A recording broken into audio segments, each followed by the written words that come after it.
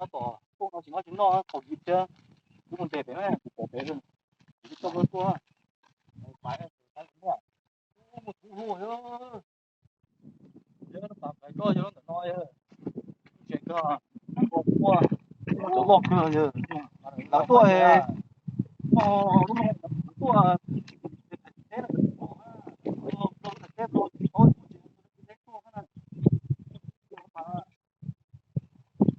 rồi thôi đầu tiên thì tôi về liền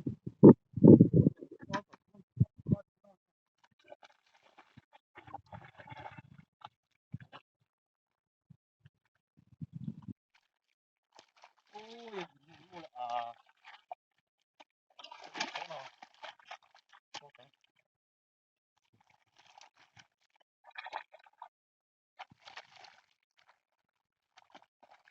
thấy đón rồi nhá nữa là thôi con trên luôn à đầu luôn thổ này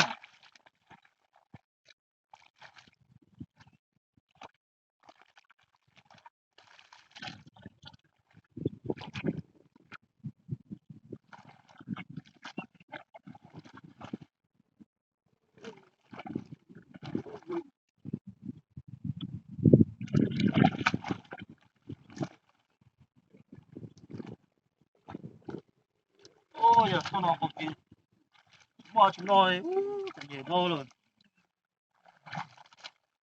có sành lên bá lò bí để nó là chuyện đây đấy chỉ là chúng tôi không được nó chỉ là mua chúng con nó có ta chúng con này ha không nghe được nhá phải có quá chúng ta nói nhá thì nó đây chúng ta chỉ mua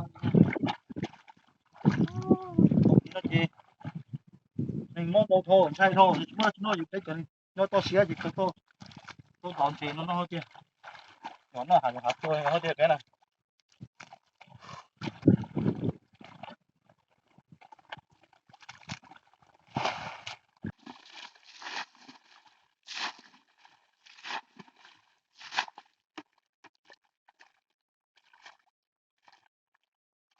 ui vậy tụi bé ơi tụi bé ơi ui dồi ô sổ cái à sổ không sổ vào đâu ô lột tỏi rồi chịu nó mắm mỏng luôn cái này lột chịu ô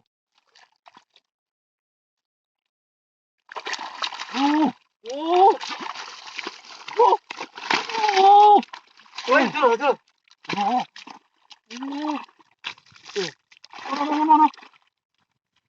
nó vào đây chú lại biểu không tới tôi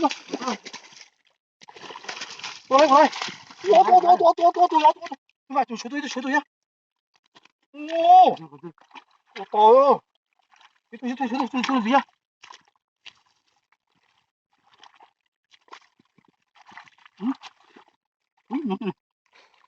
gì ôi chú ôi trời ơi ôi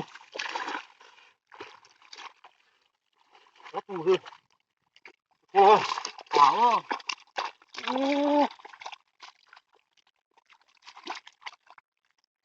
đồng coi à đồng có lôi rồi có tù không từ đâu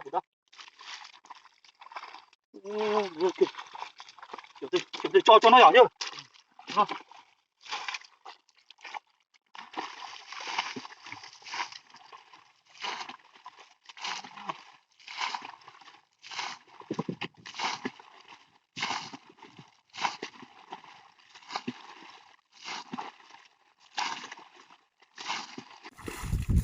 chưa cô gì nói với sỏi à cô thổi à sỏi chuột thế có lẽ mà cái tua nó có những con tạt tua có những nhiều chế nó chui chế xóa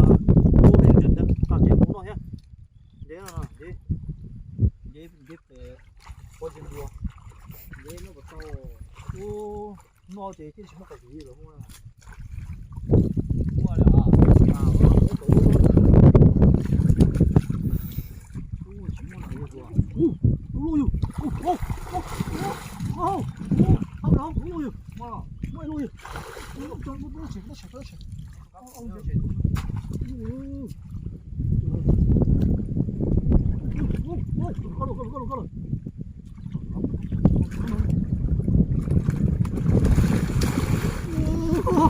진짜 안 무서워. 오, 그래.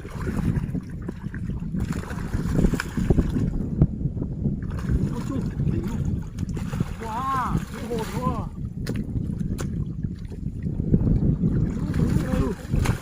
우와.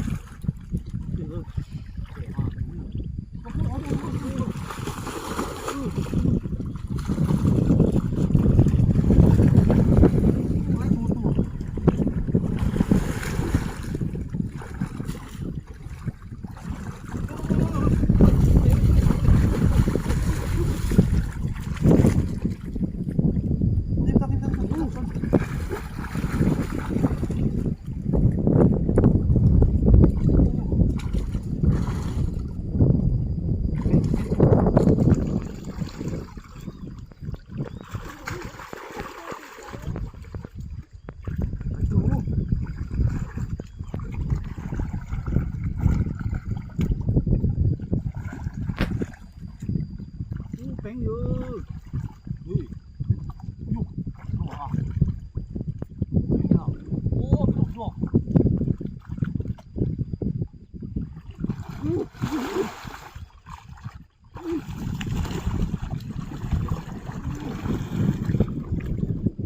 Lại, lại. Đâu, tới thì xuống. Ui.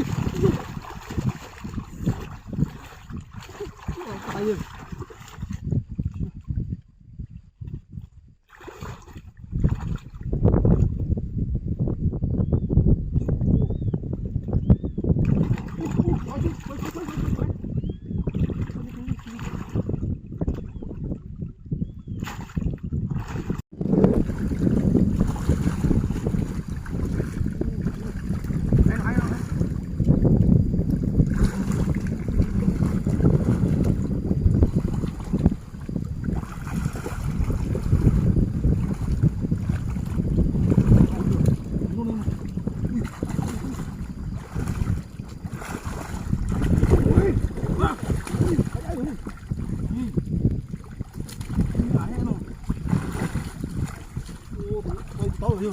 못 하면 보통대야.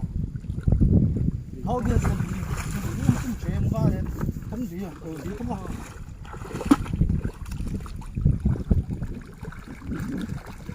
오, 요거 왜요? 이거 봐라. 오, 요거. 가자. 나 거기